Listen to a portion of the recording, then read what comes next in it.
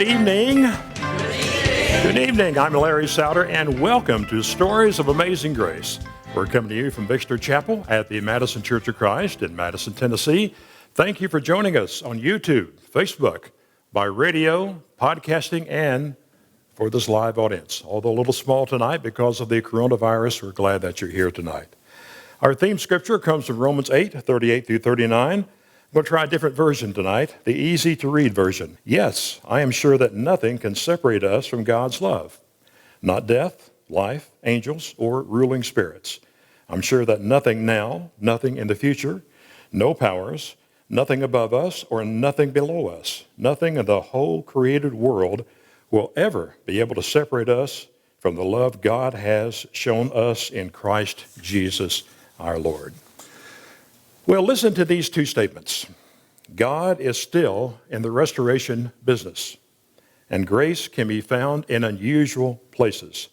Those statements were made by tonight's guest. His name is Rick Sturgis, and he knows how God can transform a life because his life has been transformed. He knows about drinking, he knows about drugs, but now he knows God, and he's helping others find God. Not in a church per se, but in a cigar lounge, a rather unusual place. I paid a visit to Rick's Cigar Lounge and spoke to some of the patrons and found out this. Actually, I found Rick's Cigar Lounge by mistake. I was looking for another business. I pulled into the parking lot and they were actually just putting the place together. Having just moved to the area and smoked cigars, I thought that this was going to be interesting, and it was. And eventually we got to talking to a few of the guys that frequented the place, and they were interested in starting a men's Bible study. And so we started the 33 series and a few other things, and then it's just kind of morphed into this wonderful thing. And in the meantime, I started going to Pastor Mike's church, and I asked him if he would baptize me. And so not only was I the first person saved at Rick's Cigar Lounge, I was also the first guy to be baptized at Rick's Cigar Lounge. And quite an experience. Totally changed my life. Totally turned everything around. And for a person that's hugging 70 years old, it's been quite an experience. Well, I was in a rough part of my life, and I gotten in a little trouble. And that morning, I had this incredible urge just to come talk to Rick. When I came back that night, we were sitting and talking, and just helped me through the situation. We began to pray. I got saved that night. And it was July 24th, 2017, which is also my birthday. He's mentored me and shown me the way a godly man should live his life. At Rick's Cigar Lounge here, we the safety that I feel expressing my past and my future with gentlemen who are following a faith and trying to walk the line to the Lord is.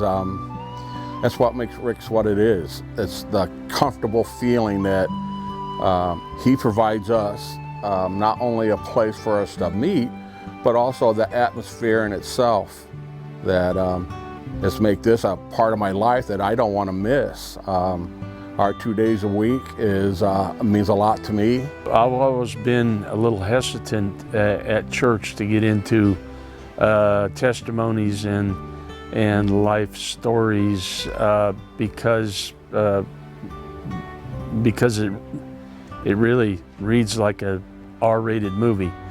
But here at the lounge, we're able to really connect with each other, share our testimonies, and you would really be surprised that how common that is, how much you have in common with other guys in their search for basically the same things in their lives. You don't have to worry about somebody saying something negative to you, and if you express an opinion on something, they may debate you, but it's all open and everybody's friendly and loving towards each other, and If you have a problem, you can ask the opinion of the court, as I call it, you know, the brotherhood here, and get several different takes before you make a decision on something. I know that when I speak up, people are actually listening to me and they're not judging me. And that was always sort of a scary part of pronouncing my faith, if you will, is how people were going to look at me or judge me, because there's a lot of judgment in this world. And this here, you don't have judgment. You have men who've gone through or are going through, have been there before, and can offer guidance and scriptures and everything that would make you feel at ease. And that's what Rick brings to me, is ease of heart. And Rick Sturgis, come on up. Have a seat. Thank you for being here on such short notice. We had a cancellation and called you, and you said yes. So I'm glad that you're here. Not sure why. But we're going to find out. Well, let's talk about your background a little bit. You were born a perfect baby, I'm sure. Everything was fine when you were born. What happened? Still a long road of bad choices starting in my teens. Were there bad influences that contributed to that? I don't think there were such bad influences other than rebellious attitude or spirit. Father, mother, good people? Good, hardworking people. Ended up divorced. A lot of drama within the marriage. I was the oldest son, so saw a lot of things that probably young kids shouldn't have seen at an early age. Rough teenage years? I started working at 15, so I'd quit school. And my dad's, I guess, looking back at it, was reverse psychology, telling me I'd be a street sweeper. So, because I quit school. So I was bound and determined to prove to him that I could do more than he could by the time I was his age, and became quite dysfunctional. Why do you think he did not encourage you? I'm not sure if they knew that. My dad was born in 42.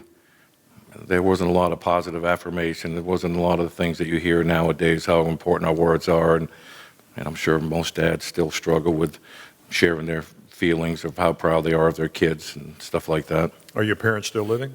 My dad passed away a few years ago, and my mom's still living. She's going to be 80. And what was your relationship in these later years? I think part of that restoration has taken place, and through the years, just a lot of forgiveness and understanding that, they were probably doing the best that they could through those years. So they convinced you that you would not amount to anything, and you kind of accepted that, or you rebelled against that, or? I think I overcompensated. Overcompensated? Yeah. So I became a workaholic, and it wasn't until I was saved and heard a message around 32 years old that you didn't need your earthly father's approval, you had your heavenly father's approval, that it was kind of liberating and got a lot of freedom from that. But prior to that, I spent a lot of time chasing that and looking for his approval, looking for him to say, I'm proud of you. So I started working at 15, became a stitching room foreman. I worked where we grew up in Maine. It was nothing but shoe factories.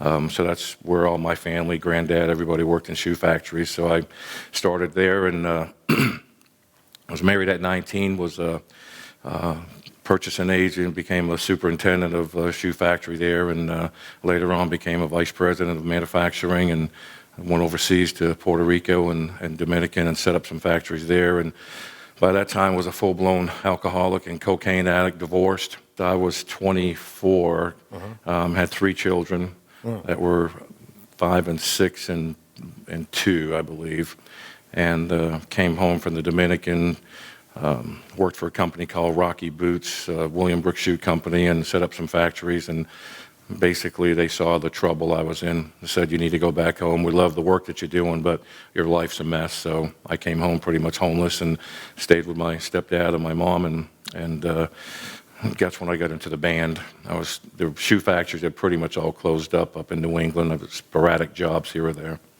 Let's take a look at some pictures here that you're referring to a band and referred to your wife. Been married once, twice? Or? Second time, 30 years now, almost 30 years. Is your current wife? Current wife. Colleen? Yes. Okay. And you met her where? We were playing we played Friday and Saturday nights at dance halls and clubs like that. She was a singer? No, she was just there. She had just gone through AA herself, and her sponsor had brought her, and we met. And I said something romantic like, "Are we dancing?" And she said no, and left. And I think I saw her a few weeks later and tried a different line, and we met and started dating. There you go. All right. Now, who is this? That's Hank Thompson. He was a country music Hall of Famer that was up in Maine on tour. Our band opened for him. You got a next shot here of this your band? Yeah, Okay. Pretty famous band? in the New England area. That's it. Yeah. Yeah. All right. First child? I think that's Brianna. I think that's number 3. Oh, okay. Yeah. All right. Number 4, rather.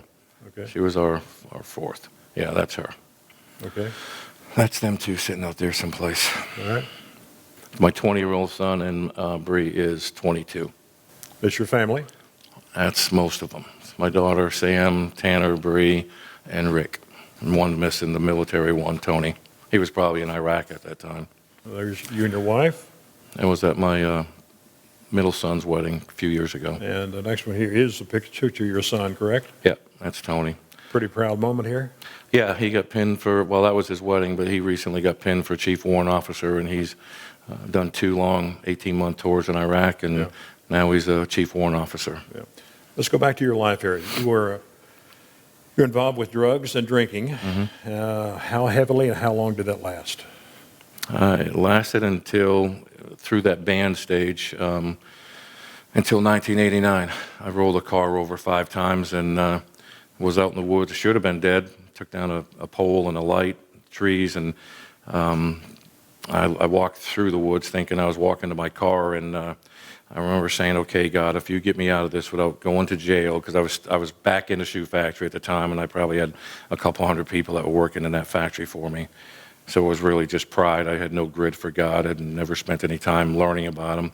Went to Catholic school, I think, for 1 year, so I knew a little bit about having to say a lot of Our Fathers and Hail and other prayers because I was so bad. But So it really wasn't a personal relationship no, with God. it was out of desperation, see if He'd make a deal. I said, if you get me out of this without going to jail, I swear in my 3 kids' lives I'll never drink again. And so I walked back out, had no clue where I was. I was very drunk and walked back out to the road. And by that time, the ambulance and all the police cars, state police were there. And this big state trooper brought me to his car, asked me if I was alone, didn't know how I was still alive, and basically said, have a seat. And I said, you might as well arrest me now. I've had a dozen rum and cokes in the last hour, so I know I'm way over the limit and quite drunk. And he just looked at me and said, "You know what, get your butt to the hospital and don't ever let me catch you out drinking and driving again." And so I wish I could say that was the beginning where it really like lit up, but it wasn't, because from there I had met my wife and we dated, and I was living 50 minutes away, so we lived together, and my kids would come visit, and this went on for about 6 months, and had never dealt with any of what we taught and celebrate recovery about hurts, habits, and hang-ups. And so there was a lot of jealousy, anger, resentment, untrust, whatever you could imagine. And so it turned our 6 months into a nightmare, basically, and we had a knockdown, drag-out fight, as I call it. She was going to call the police, and instead she went in and started packing, so that was the end of our relationship. And I'm sitting on the couch just realizing you are the biggest loser on the planet because you're going to do this for a second time. And happened to be flipping through the television channels, and 30 years ago it wasn't what it is now, so it was pretty limited. And I think we used to watch a lot of Father Downing murder mysteries and Touched by an Angel. This particular channel happened to come up, and it was the end of Charles Stanley's Sunday night sermon. And he was at the place where obviously God had intended for me to hear it, because he said, if you're sick and tired of the mess you've made in your life and you're totally and unconditionally willing to surrender, then say this prayer with me. And I remember saying, I am the biggest train wreck that I know. I need to say this prayer. And I said the sinner's prayer and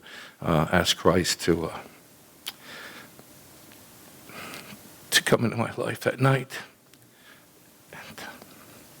And I knew that time I was radically saved and changed, that he had removed everything I'd ever done. Everything I repented for, was the weight was removed off my shoulders. It was like an amazing feeling at that time. And I remember my wife came out and she said, "Did you say that prayer?" And I said, "Yeah, did you?" And she said, "Yep." And I said, "What are we going to do now?" And where she obviously had a spiritual revelation at that moment and said, "We need to get married." And I'm thinking, you were just calling the police on me, and we just had this terrible fight, and now we need to get married. And so she's a nurse, and she went to work at 7 o'clock that night and called me 7 the next morning and said, "I found this church in the phone book. Meet me at this Assemblies of God church." And we had no idea about any denominations, nor did it really matter. We found a church, and they loved us from the moment we walked in. It felt like home. We told them our circumstances, and we wanted to get married. And they had a retired couple that was running their marriage ministry, teaching My Faith course. And so we had to take that course before we could get married. And I talked to the pastor about getting out of the band, because I knew if I stayed there, I would go back to drinking and smoking. All the guys smoked my brands of cigarettes. And Did you smoke at the time? I did. I smoked a lot, drank a lot, drugged a lot, did everything you could ever want to do. And I remember the pastor, I was just new, had no grid for God. He said, "Let's go to my office, Rick. I got a great answer for you." And I'm thinking, surely he has some crystal ball or something that's going to be pretty magical, that's going to take care of all this stuff. And I couldn't wait to see it. And instead, we knelt at his coffee table, and he said, "Let's just pray, and you're going to continue to pray, and God's going to answer this prayer about you getting out of this band and leaving that behind you." And I said, "That sounds pretty weak. Is that all you got?" And he said, "It's more than enough." And so we prayed that night, and I continued to pray. And it was 3 weeks later I woke up, and God had revealed that I was done in the band that night. It was a Thursday, and we were booked to play at a big place for New Year's. It was in October, so we had a couple months before we were playing, which is the guy's biggest paying night compared to your normal Friday, Saturday nights, like a $3,000 gig. And I called them up and told them I was done in the band, and they said, "Why?" And I said, "Because if I don't leave this now, I will ruin another marriage." And I turned and walked away from it that night and never went back. Really? You don't play at home or anything? Nope. I sang at church for 10 years. The pastor would give me Gaither's cassettes. Yeah. They weren't CDs back then. And so every Sunday I learned a new Gaither's song that I would sing the following Sunday. And what age was this? So we got married, I think we got married in 1991. So I'll be 59 in March. I think I was about 29 or 30 years old. 89 is when I had the wreck, and then we got married in 91. And never went back to drugs or drinking? No.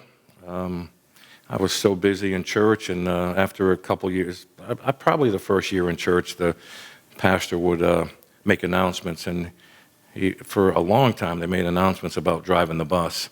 And so our prayer for the beginning of our marriage was to have our family restored and have my 3 children come live with us full time. And so every Sunday we'd sit there, and he'd be going through the announcements, or the associate pastor, and they were always asking for a bus driver, and they had a big old school bus driver. And I remember telling my wife, I said, "Surely one of these idiots in this church is going to volunteer to drive that bus, right? I mean, there's 250 people here."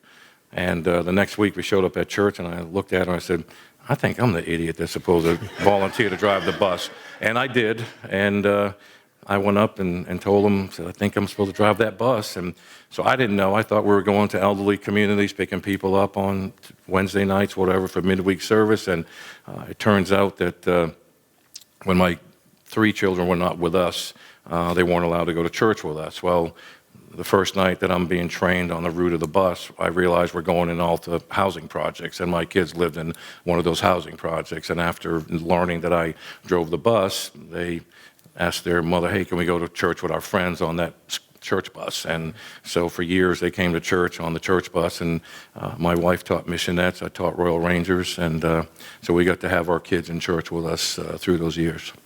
When I taught men's groups at Celebrate Recovery, one of the things I was always reminded of when it came to God's restoration and His timing wasn't, it doesn't always work out to our timing. His timing is perfect. So that our first 7 years of our marriage, we were at church every time the doors were open. I just remember praying.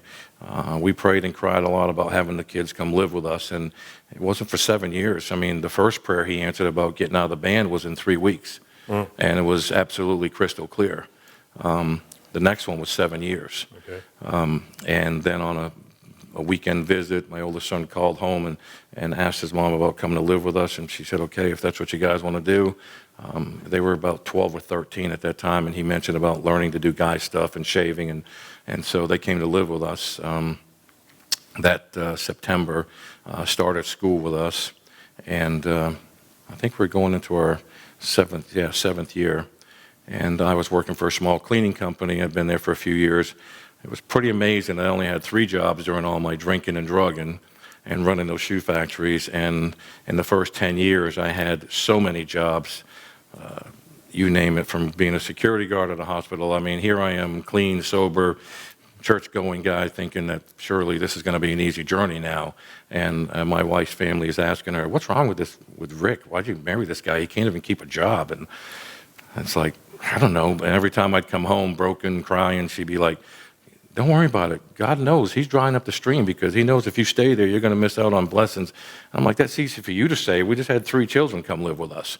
And so it was really testing of our faith during those times, but it really was His perfect timing and perfect plan for our lives. Every one of those jobs, whether it was selling payroll service or whatever it was equipping me and preparing me for my future, things that I never learned in school, but working for a payroll guy who was actually a computer teacher back in those days, and the things that I was able to learn that I never learned because I didn't go to high school. But you can look back and see that God was working during that time, but at the time you couldn't see that. It didn't make sense. Luckily, my wife was very well grounded, and she was a prayer warrior, still is, and it was comforting. I can't say it made it easier because I would always question Him and say, "Why, God, is this happening? I'm the best worker I've ever been." But it was always about making that next step to someplace because I was ready to settle at the first job I would make the kind of money I used to make, and that wasn't His plan. Besides owning this lounge in White House, Tennessee, you're the chief marketing officer for a cleaning company. Is that correct? Just took over as the president of the company a couple of years ago. Yeah. Okay, I looked at the website and you were number 2. Now you're number 1. Yeah. So maybe you can give me a job if I need one. If you want to be in the cleaning business. And that was where I realized He was taking me. I worked for a small company in Maine that had gone out of business and started my own company. Now the kids are living with us. We're going into our 8th year of marriage, and my wife calls me up and says, "You're not going to believe this." And I'm like, "What are you talking about?" She's like, "We're going to have a baby." And I'm like, "How does that happen? We've been married 8 years and never had a baby," and we had a baby. And she's now 22 years old, and 2 years later, I was on a motorcycle ride with her brothers, and she made the same phone call and said, "You're never going to believe it." I'm like, "What?" She said, "We're going to have a baby." I'm like, "No." How does that happen? Absolutely not. I'm putting this motorcycle right into the next tree that I go by. And so now we had 5 children. I'm working for a cleaning company in Maine that goes out of business. I start my own company. My older boys are working with me overnights, even though they were 13, 14, 15 years old. And then a company out of Virginia asked me to go work for them, so I took a position with them. Was there for 6 years running operations for the East Coast, and made a connection with the guy that I work for now, and went to work for him 21 years ago and worked my way up through the company, and all those things that I learned 30 years ago started to come into play as I was running sales and marketing, and then moving into operations, and then taking over the company. Did the band play a part in there anyway? Music? The band played a part like it did with my middle son when he worked at a small hospital. He had done 2 18-month tours in Iraq, and he was working at a really small hospital up in Maine, and he hated it. He wasn't sure if he was going back in the Army, and I remember God just gave me a word for him and said, maybe this is just something that's short-term, that you're going to meet the love of your life, and you're going to meet your wife. And he was only there 6 months, and it drove him crazy because he had been to Mosul and Kuwait and Talil, and he was in Saddam's palace. He was in the war for 36 months, right out of 18 years old.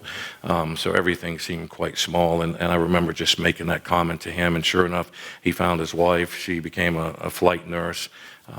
They got married a few years ago, bought a house, had a baby, and God's done a lot of restoration in his life from where he came from. But I think the band, that was the only purpose, because for me, it was just a time to go say that I was making money doing something on the weekend, but it was a time to go drink and party. But through that, God used that timing to introduce me to my wife. How did you wind up in Tennessee? So we moved from the Assemblies of God Church after 10 years. Our children had gone through the entire youth group program, the 3 older ones, and now we have 2 little ones that are in 1st and 2nd grade, and they go into a private Christian school that also had a church. It was a vineyard church. Different than what we had been going to.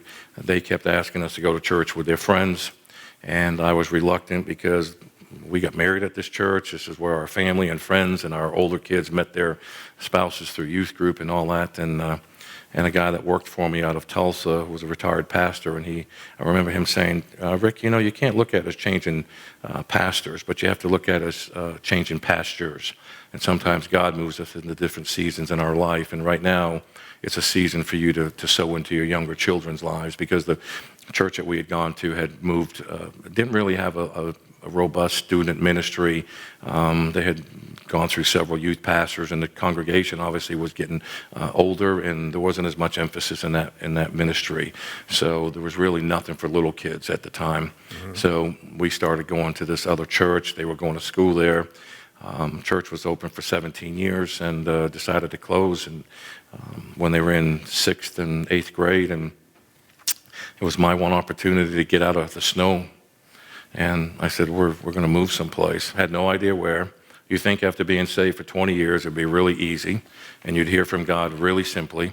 But I remember we were selling our house. The kids had no school to go to. It was in April or May, and I'm kind of freaking out, and I'm sitting in the hot tub saying, God, if my wife had mentioned on a motorcycle trip, first it was going to be Las Vegas or Nevada area where her niece and nephew were, then it was going to be Florida or South Carolina. I just wanted something warm.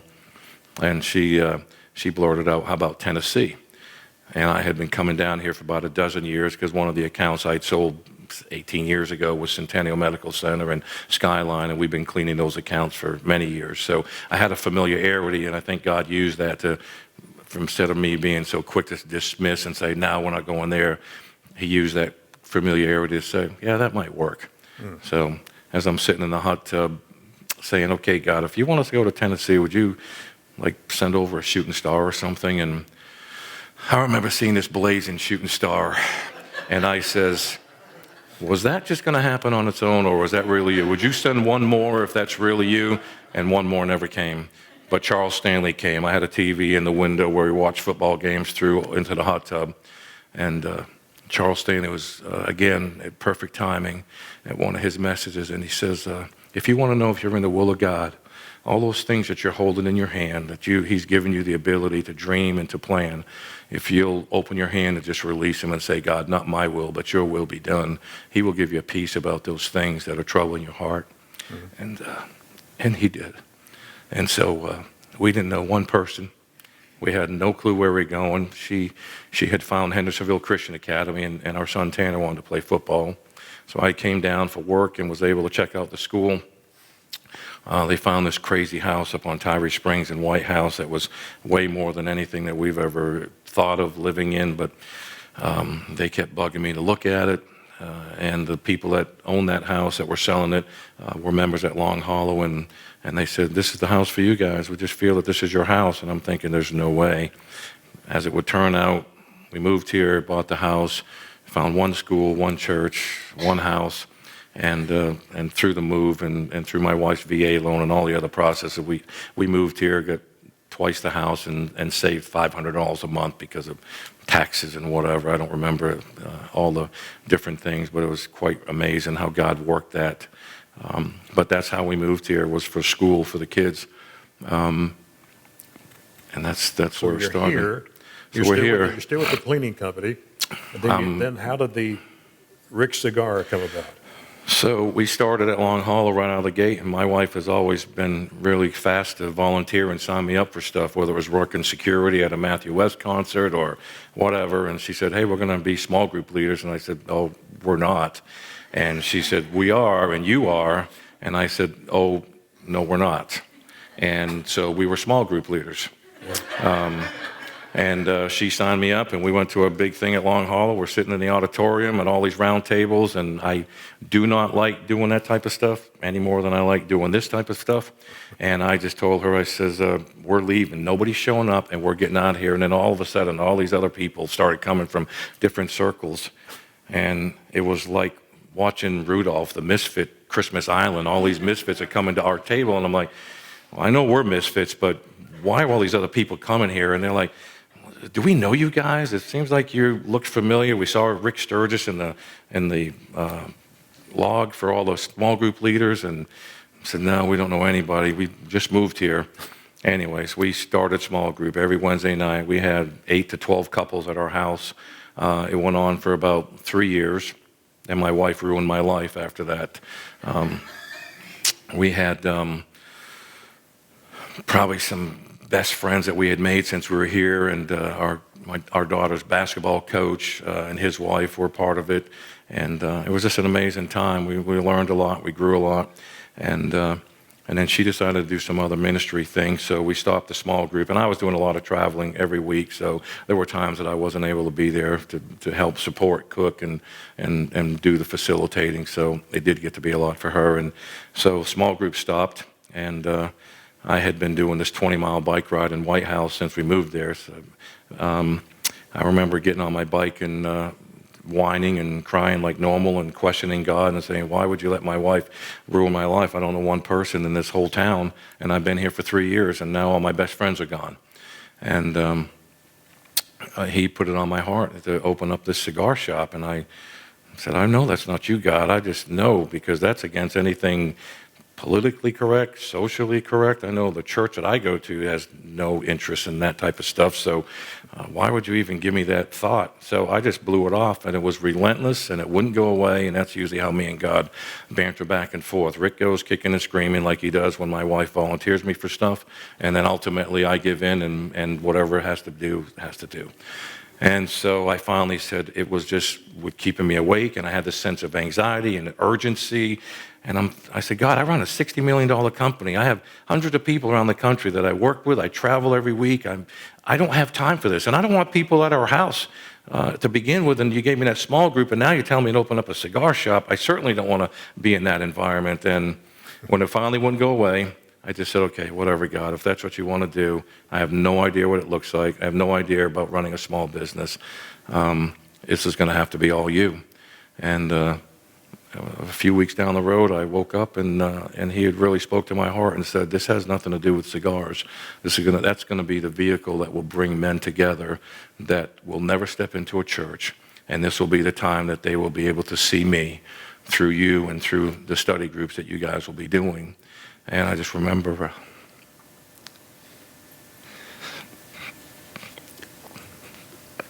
I just remember regretting arguing with him for all that time.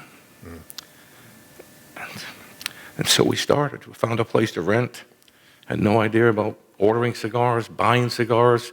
I don't even like smoking cigars. I have to chew a piece of gum when I do, and everyone thinks I'm half crazy, but it's just what God used as a vehicle to bring a lot of men together. And everybody came in with the same story. Man, I've been here 2 years. I've been here 5 years. I don't know anybody in town. This is amazing. And so we started 33 of the series, and we had half a dozen guys get saved our first year. And Pastor Mike Peaceall came over and baptized them out behind the old shop, and they all found churches and got plugged in. One of the guys in the interview was actually run sound over at Gateway, and he used to play guitar for Johnny Paycheck, and now he's on the worship team over there, and it's just been very humbling. What is it about churches that turns people off, that the cigar store turns them on? I don't know if it's anything particularly that turns them off. I think it's just guys like me that were drifted so far away. Bill's story was he went to church with his mom and his sister, and And when he came in, he said, my mom would be terribly disappointed. I haven't been to church in 40 years. He was on the road with Johnny Paycheck, living that crazy life that he described in the interview. And I think they just didn't think they could find their way back to him. And so church was really not the issue. It was really their relationship of God allowing them to heal their hearts and give them back their whole hearts to a point where now they could trust him with their lives and surrender and basically ask him to come into their lives. And that's happened dozens of times. We work with a lot of guys that are dealing and battling with addiction. We just sponsored a guy that's getting out of prison that's going to a halfway house, the Hope Center, and our guys have collected all the money. We have a Saturday morning Bible study. It's a study video series that we told you about, 33, and then Tuesday night we do other series or sermons. Sometimes we'll have Pastor Brad from New Heights or Pastor Mike Peasaw from Gateway will come up and actually do a live men's group at the shop.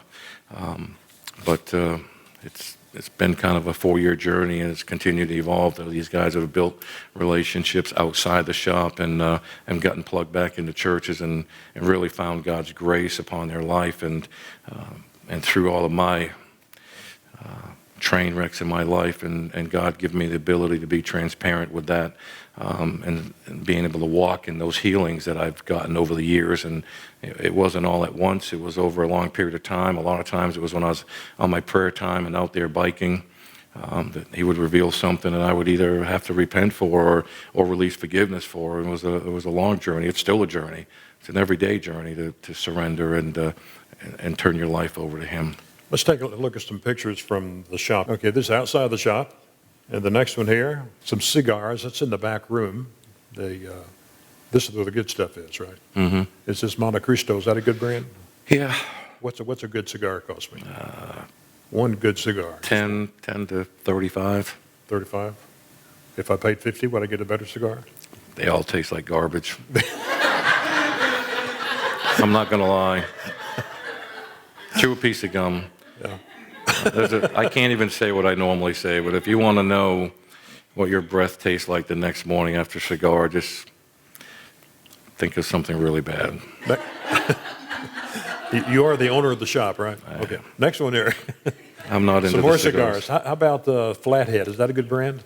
Yeah, that's a CAO brand. They're a large company that has bought most of the cigar companies out there now. Yeah, we got a fellow smoking here. Looks like he's enjoying himself. You know him? Yeah, he works actually over at Hendersonville Medical Center. Yeah. We have a lot of physicians. We have a lot of NFL players, retired Titans players, CEOs of hospitals. We probably have 12 or 15 pastors that come in and work on their sermons, plan their Israel trips, fellowship. That used to be one of my prayers for Bill, because I knew after he got saved he wanted to be baptized, and Pastor Mike would come in on occasion and fellowship with the guys, and I always used to just pray, allow him to meet the man before he meets the minister, so that he would have that trust and they would have that connection. And sure enough, that God really ordained that time together for them to bond and grow and build that chemistry. And then he got up the courage to ask Mike to baptize him and started serving at his church. And 3 years later, he's a totally different person. Mm. I asked one of your patrons there, what is the connection between cigar smoke and spiritual things? What's your role that? I'm not sure. It's funny because most of the people that I know that frequent cigar lounges, there's a certain type of brotherhood already established just in people who love cigars and smoke cigars. There's a certain camaraderie, and this just enhances all that. You know, it allows you to break the ice over a cigar, start talking, and eventually sharing your lives and your dreams and aspirations. It's a non-threatening environment, isn't it? It's sort of like a round of golf. I always said, when I was arguing with God, I'm not going to meet someone at Walmart. I'm not going to meet someone at Dunkin' Donuts that I can build a friendship with, because there doesn't allow you the time or the intimacy to learn about somebody. So to me, it always reminded me when I used to take customers out to golf, by the end of a 4-hour round, you pretty much knew about their family. You understood their faith, if they had faith. If not, you could be that light to that person and maybe share your part of your story. But that's what this is. It's just a vehicle. That cigar is a 1-hour commitment. And I remember telling my wife and the kids when we opened the first shop before we bought this building that the most humbling thing about this small business compared to running a big national company was not the money that people were coming and spending, but their time, because of how valuable people's time is, and the fact that guys like Todd come up and sit on the front porch for an hour, and we get to share about the Lord and our faith and have those intimate conversations and build one another up. And a lot of times it's difficult. There's a lot of people in our town. We started out with sticky notes every place. People heard that what we were doing, they would come in and ask us to pray for a little girl that had brain cancer or someone who is terminally ill. And we had sticky notes every place, and then we had to create a whiteboard that we read off the names every Saturday, every Tuesday. Guys come in during the week and pray over those names of people who are just battling a lot of painful things. Just gives us the opportunity to lift those names up and be part of our community, to really invest and come alongside them when they're hurting. When you have two guys that are there with someone who's going through a terrible time, it just eases that burden. In the same way we celebrate the victories in their lives, when they come through addictions and they've had sobriety for 6 months or 2 years. I would say a lot of our guys, we don't do any alcohol. Cigars are bad enough, but we've never done any alcohol, and everyone always said that, all the people that want to counsel you of the world say, oh, you need to do alcohol, this 400% markup, because there's no money in cigars. I'm like, I realize that. We've been paying all the bills for 4 years to keep this thing open. Used to have money to do stuff, and now it's all in the shop. But it's a ministry, and it's what we do. It's not a business to make money. It's to sow into our community and hopefully have a legacy where people can come and be safe and lift them up in prayer and come alongside them.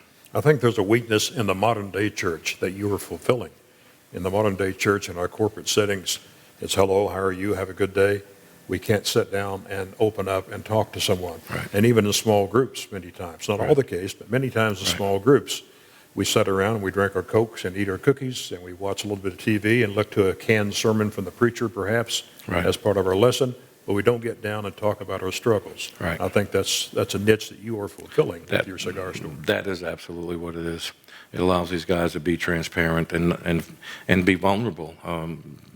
Most of them have heard my story many times, and we have open discussions. The videos that we do right now are or some of them are gut-wrenching. It's a man and their idols. It starts out man in his creation, a man in his design, and it goes into a man in his traps, and there's 6 parts. And a man in his traps, it goes through everything, including the tough stuff that guys are dealing with pornography, drugs, alcohol, and then it gives you corrective action plans and how you can get healed in those places and move beyond them. You don't have to be stuck there. You can Let me show a change. sample from the series 33.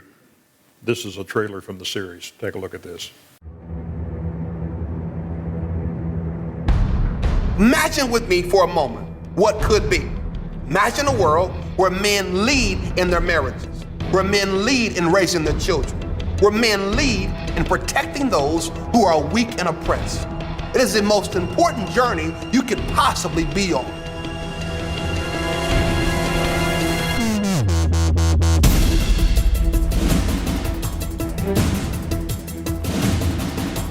Is there anything this world needs more than a bold movement of men to step up and be men? When you look across our own lives, we can see that there's a deficit there. And there's a great need for men to rise up and be the men they've been called to be. We're just not going to pull that out of the air. We're going to look at our model and the 33 years that Jesus lived on this earth. Men who don't transition well into middle adulthood, they usually fall to the major danger. You find yourself in between a rock and a hard place. If you let this happen, you'll find yourself in manhood hell. There's a lot that you can give a son, But the greatest gift you can give him is the example of integrity and a great name. That's a legacy.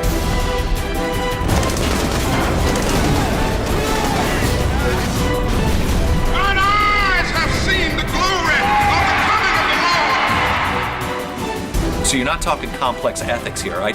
Don't touch that tree. That's not hard. You see, manhood is imprinted. If you get the young men, you win the war. You get the families, the women, the children, the money, the business, you get everything. Imagine a world where men dominate areas of eternal significance.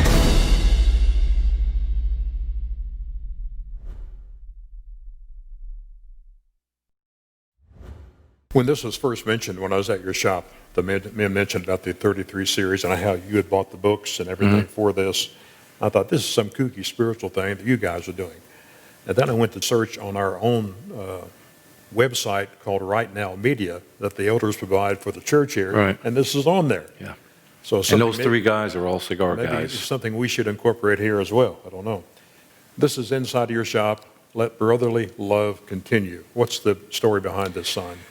I think the year that we opened, 2016, in November, with going into that election, it was just a sense in the country of so much division, and like it is now, but we wanted to make a difference. I didn't care what political party people were from, what color they wore, what their ethnic or work background or any of that stuff, and that was the first thing that we noticed at the other shop. You could be sitting there with an attorney, with a firefighter, and the cook from Waffle House, and whoever, and a soldier, and they'd all be sitting there, fellowship and having a cigar. And I remember just thinking, there's no place on the planet where these four people cross paths.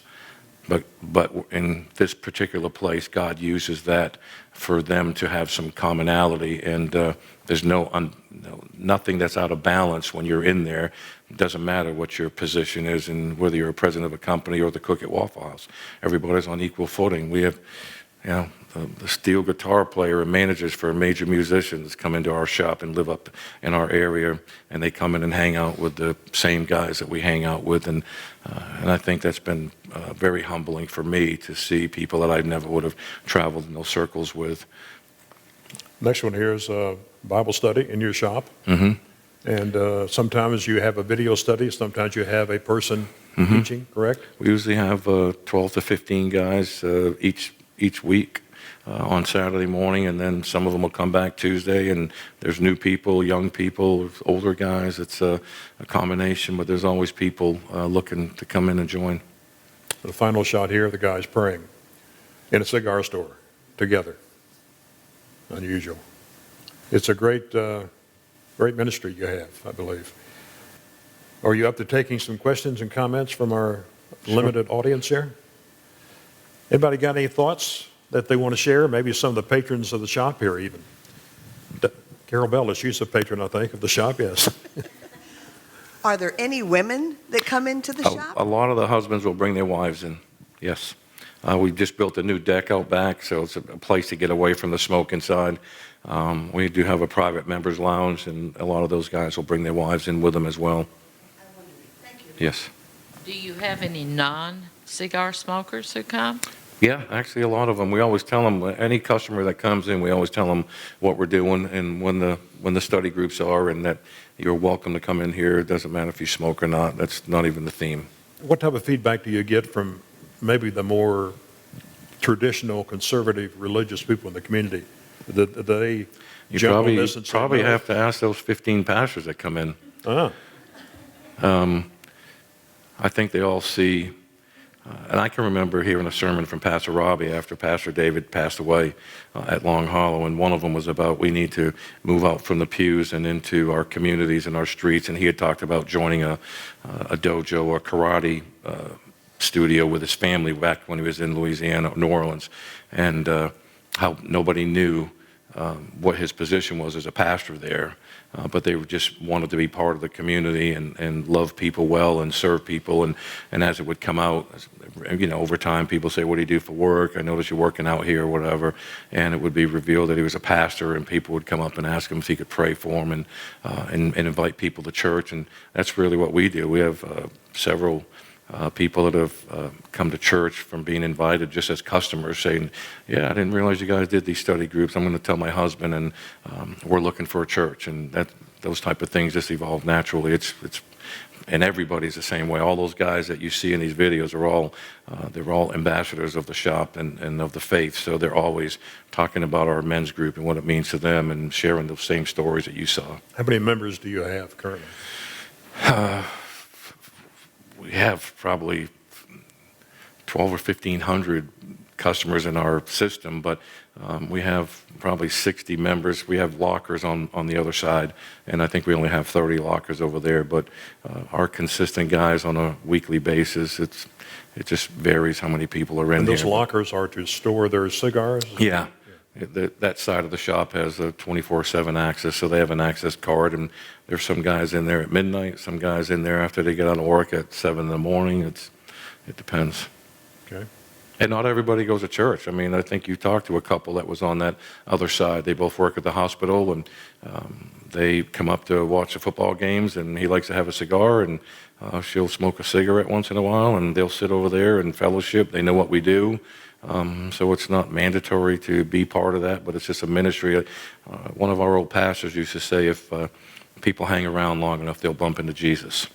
So you never know. They've got those people had some things going on at home with a son that they had actually asked us to pray for him during some time a couple years ago. So those things happen just out of natural connections. What is the main struggle that rises to the top of the list that men are struggling with?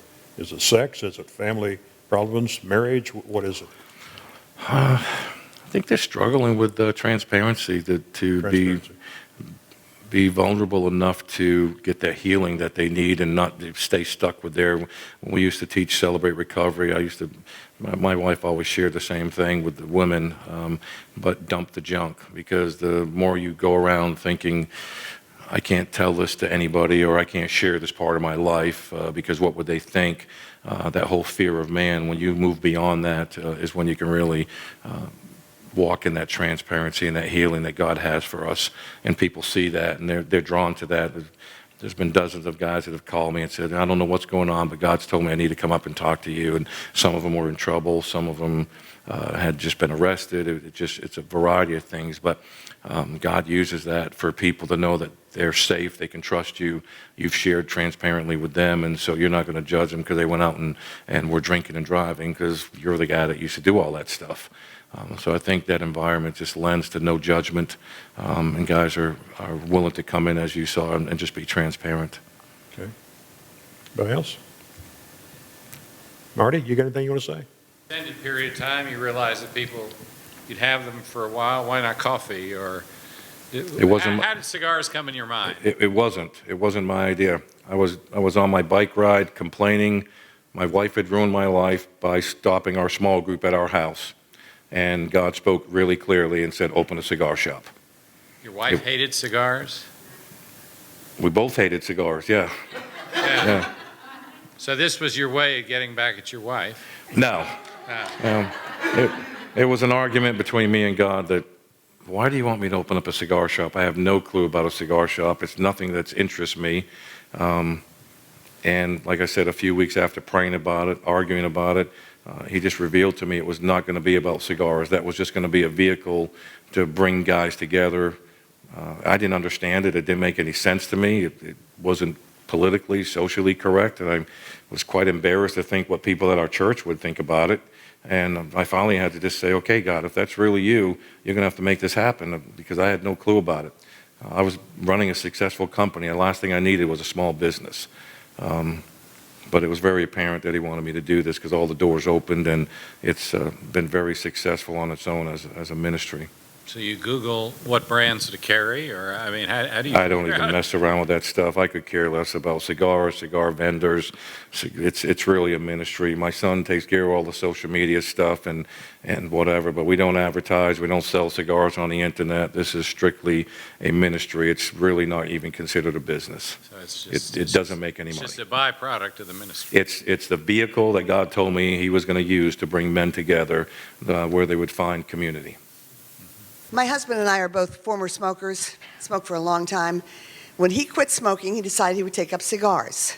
So he was smoking a cigar one afternoon in the house, and our 3-year-old said, "What are you doing?" Right. And he said, "I'm smoking a cigar." She said, "Well, I want to."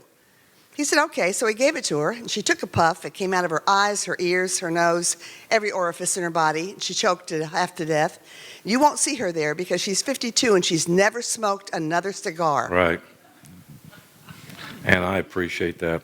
Yeah. It's not something that we promote or advertise. It's guys that are already searching for something because they've been smoking cigars, but it's not something we always tell guys, just come on in as you are. You don't have to worry about smoking. Just come join our study groups.